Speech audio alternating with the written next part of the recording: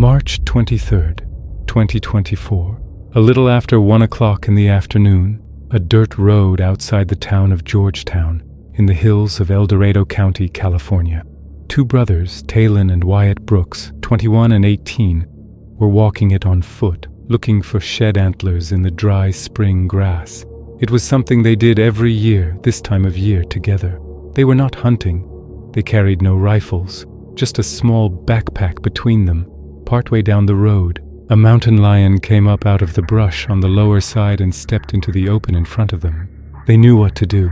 Everyone who grows up in that country knows what to do. They lifted their arms over their heads to make themselves look bigger.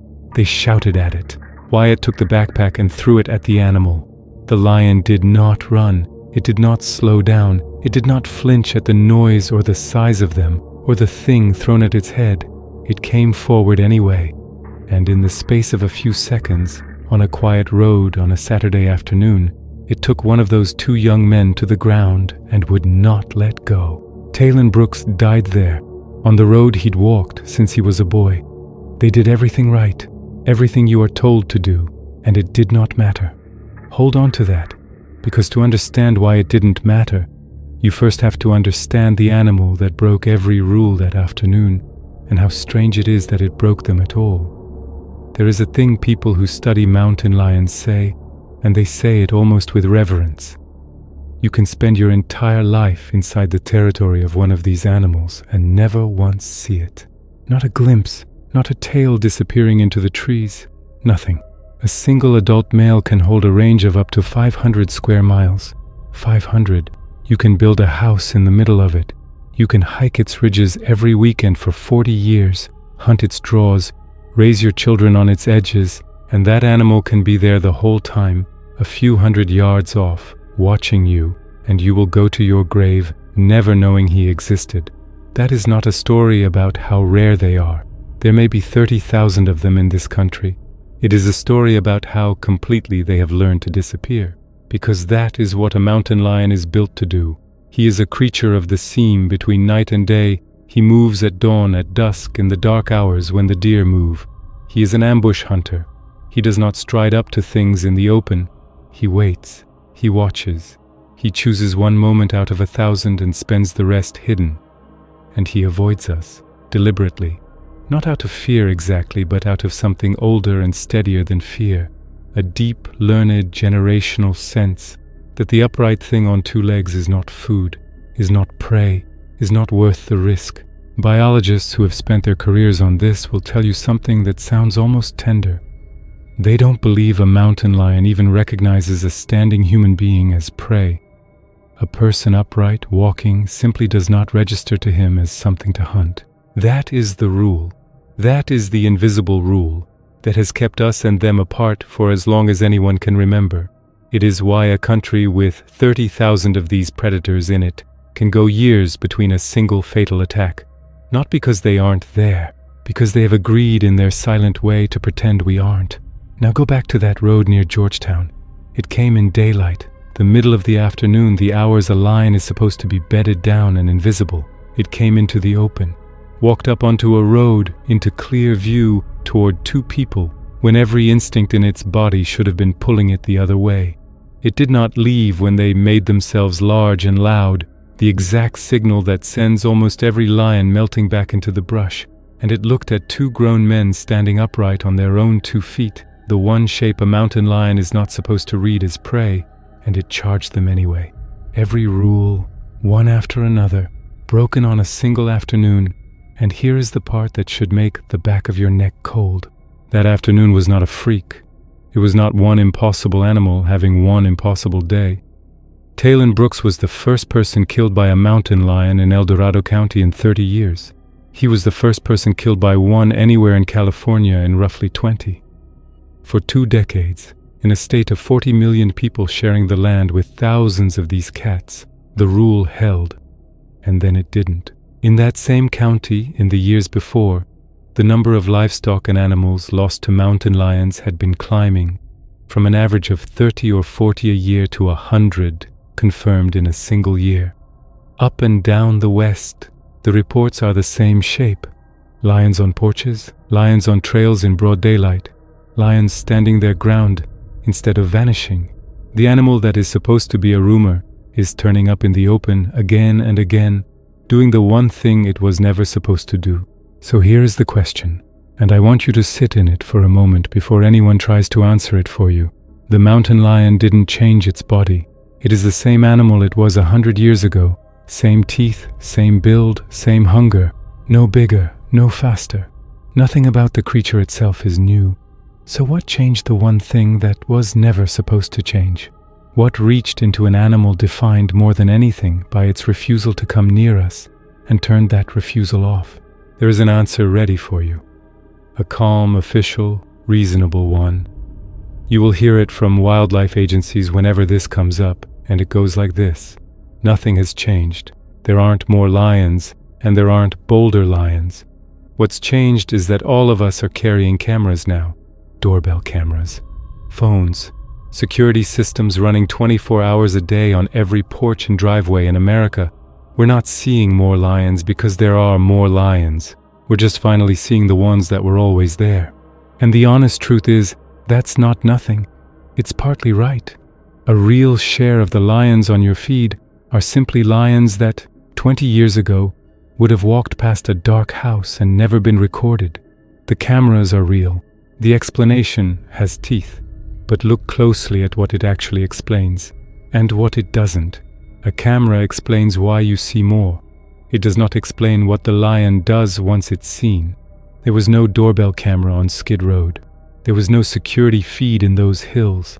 There were two men with their arms raised, shouting, throwing a pack, doing every single thing correctly, and an animal that behaved as though the rules those things are supposed to invoke had simply stopped applying to it. A lens changes what we record. It does not change what walks up the road at 1 in the afternoon. The camera explains the footage. It does not explain the lion. An absence of explanation is not the absence of a cause. It is the beginning of a much stranger one. It would have meant nothing if it were the only one. It was not. The animal has more names than almost anything else that walks this continent.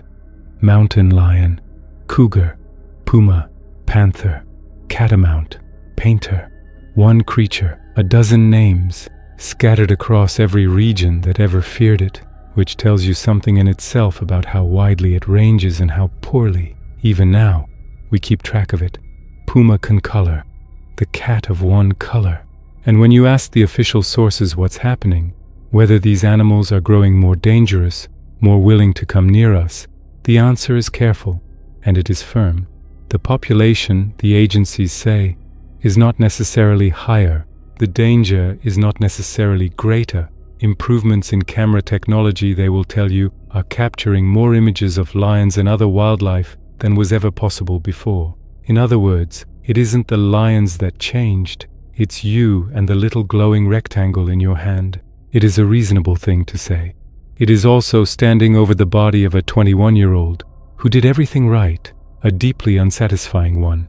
Because there is another answer, one the agencies are far more reluctant to put in a press release, and it begins with a single detail about the animal that killed Taylon Brooks, a detail that changes the entire story.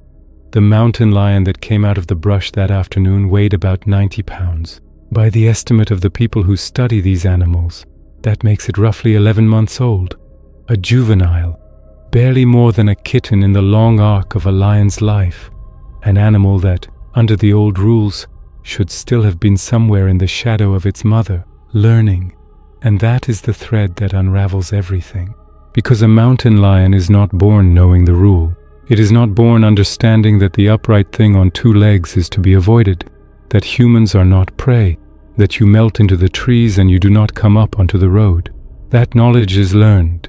It is taught slowly, over a year or more, by an experienced animal, and reinforced by a whole structure of older lions holding the ground around it. So picture how that structure is supposed to work. At the center of it is a dominant male, old, skilled, patient. He holds a vast territory, hundreds of square miles, and he has spent years learning every lesson it has to teach. He knows exactly what a human is, and exactly why you leave one alone. And simply by being there, by holding that ground, he keeps the young and the reckless pushed out to the margins, kept in check, kept honest. Now take him out of the picture. Maybe a hunter takes him. In much of the West, the old dominant males are exactly the animals trophy hunting selects for. Maybe a car does it on a dark highway. However it happens, the biggest, oldest, most experienced animal is removed, and the territory he held, that enormous stabilizing presence, goes empty. Into that vacancy comes the flood. Young males, inexperienced, holding no ground of their own, driven by instinct to find some, they drift in from far away, sometimes 100 miles, pulled toward a hole in the map they could never have entered while the old male lived. And the young male has not learned the lesson. No one was left to teach it to him. He has never been corrected. He doesn't yet know in his bones what a standing human means, and he is wired, like every cat that ever lived, to chase what moves and to test what he doesn't understand. Multiply that across a whole landscape, a West where we keep shaving off the old and the wise season after season, and leaving behind a population that skews younger, greener, more naive, more mobile. You do not get a braver lion, you get a more ignorant one. And ignorance in a 90-pound predator looks exactly like boldness. That is the thing on the road near Georgetown.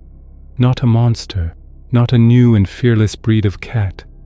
A confused 11-month-old that never had a teacher, looking at two men, one of them perhaps crouched, perhaps carrying antlers, and failing fatally to understand what it was seeing.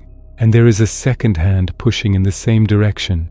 Drought, development, year after year of dry country pushing the deer toward water, toward the green margins where we live, and the lions following the deer. We keep building deeper into their habitat at the very moment we keep removing the elders who taught caution. We are closing the distance from both ends at once. It isn't courage, it's inexperience that hasn't yet been corrected by consequence. The boldest animal in the woods is the one that doesn't yet know what it should fear. Now think about what that does to every story you were ever told not to believe. For years, generations, the people who live in this country have been waved off. The rancher who swore a lion crossed his pasture at dusk. The hiker who watched one stand on the trail too long instead of fleeing. The retiree with a grainy photo off a trail cam told it was a bobcat, a big house cat, a shadow, a trick of the light. Told, gently and not so gently, that they were mistaken, that what they saw doesn't happen here, that the experts would know. And then, on a dirt road near Georgetown, the thing that doesn't happen here happened, in daylight, with witnesses, with a body and a DNA match and a name. It does not prove every story. Plenty of those sightings really were bobcats and shadows, but it breaks the spell, because the single most common reason to dismiss these accounts, lions just don't behave that way. They don't come into the open, they don't come near people, is the exact thing that died on that road. Once you know a young, untaught lion will walk up to two grown men in the middle of the afternoon, the man who swears one crossed his field at dusk is no longer so easy to dismiss. One confirmed case, with a body behind it, reaches backward through years of dismissed ones, and quietly makes them credible again. And here, if we're being honest, and this whole thing falls apart if we're not, the skeptics are right about a great deal, more than the alarmists want to admit. They're right about the risk. They're right that you should keep this in proportion. A mountain lion is not waiting for you on your evening walk. You are far more likely to die driving into a deer than from any cougar that ever lived, more likely to be killed by a dog, by a bee, by lightning. In a country with 30,000 of these animals, fatal attacks can still be counted, across decades, on not very many hands. That is the truth, and it should comfort you, and you should not let anyone take it from you. They're right about the cameras too. The official explanation isn't a lie. A real portion of what looks like an invasion is just the same old lions, finally caught on a lens that didn't exist 20 years ago. And they're right that most reports are still mistakes. Bobcats, big dogs, house cats frozen in a bad frame at a bad angle. The agencies that refuse to confirm a sighting without DNA, without tracks, without a clear photograph. They are not being dishonest. They are being rigorous. They are right to be. Concede all of it, every piece. Hand the skeptic the rarity, the cameras, the misidentifications, the whole reasonable stack, and then notice what's still standing after you've given it all away. None of it brings back a 21-year-old who did everything right. None of it explains a 90-pound animal walking up a road in daylight and refusing to break off. None of it undoes livestock losses tripling in a single county in a few short years. You don't need lions to be everywhere. You don't need them to be monsters. You only need them to be younger, greener, and pushed toward us by forces we built with our own hands. And that smaller, quieter claim survives everything the skeptic can throw at it. That's the part that should stay with you, not that the woods are full of killers, that we have been quietly changing what kind of animal is out there, and the change points one direction. So go back one last time to that road.